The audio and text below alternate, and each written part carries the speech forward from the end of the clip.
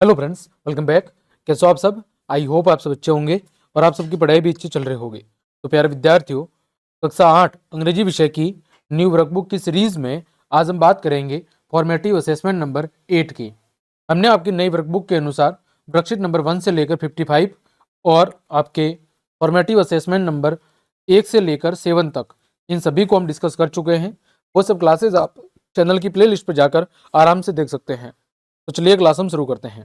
देखें, first question है tick the abstract noun in the given options. नीचे दिए गए जो ऑप्शंस है उनमें से आपको जो भाववाचक संख्या है उसका आपको क्या करना है, चयन करना है।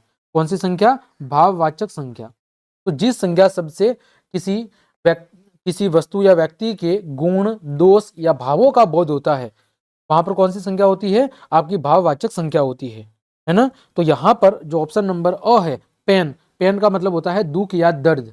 ये क्या है? एक प्रकार का भाव है।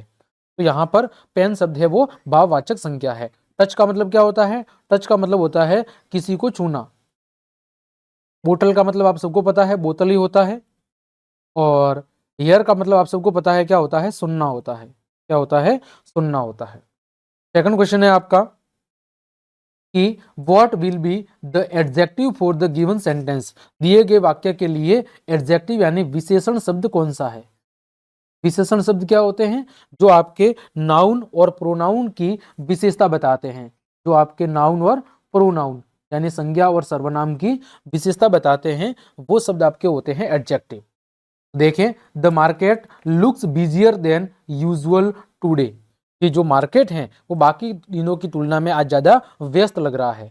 तो यहां पर जो बिजियर शब्द है, ठीक है, ये बिजियर शब्द क्या है? ये एडजेक्टिव है। ठीक है, बिजियर का मतलब होता है व्यस्त या व्यस्तम। आगे बात करें, तीसरा question, read the given sentence and choose the correct option. When the mobile suddenly stops working. जब अचानक मोबाइल चलते चलते बंद हो जाता है या काम करना बंद कर देता है।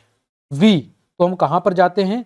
तो we take it to a repair shop. तो हम उसे कहां पर लेके जाते हैं? उसे रिपेयर करने की दुकान पर लेके जाते हैं। फोर्थ नंबर है, what message does this picture give. कि ये जो आपके सामने चित्र दिख रहा है ये कौन सा हमें मैसेज दे रहा है?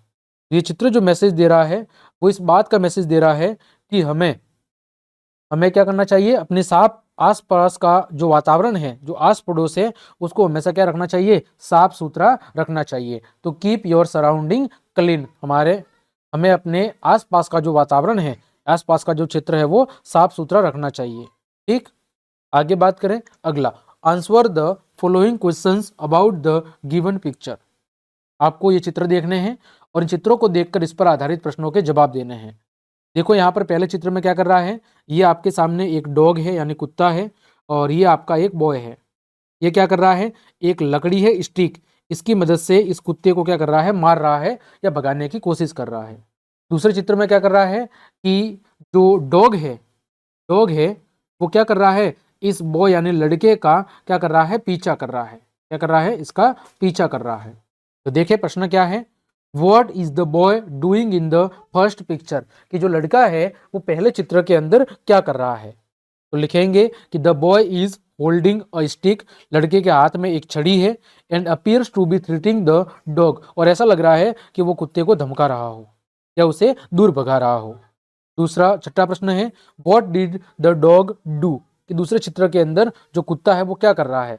तो the dog chase the boy. दूसरे चित्र में जो कुत्ता है वो लड़के का पीछा कर रहा है। Who is running away with the stick. जो छड़ की मदद से दूर भाग गया था वो कुत्ता अब वापस उस लड़के का क्या कर रहा है? पीछा कर रहा है। 7 नंबर है, what do you think about what the boy did. आप इस चित्र को देखकर क्या सोचते हैं कि लड़के ने क्या किया होगा? इट इज राइट और रॉन्ग। क्या वो सही है अथवा गलत है? एंड वाई, और क्यों। तो देखो, I think what the boy did is wrong. मेरे अनुसार जो लड़के ने किया वो क्या है? गलत है। बिकॉज, क्योंकि टीजिंग एनिमल्स इज नॉट काइंड और सेफ।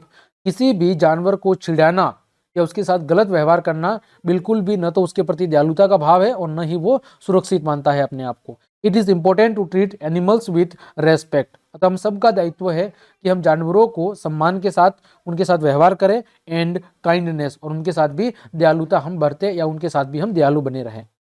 आठवां है, where do we go if a dog bites us, यदि कोई कुत्ता आपको काट लेता है तो आप कहाँ पर जाएंगे।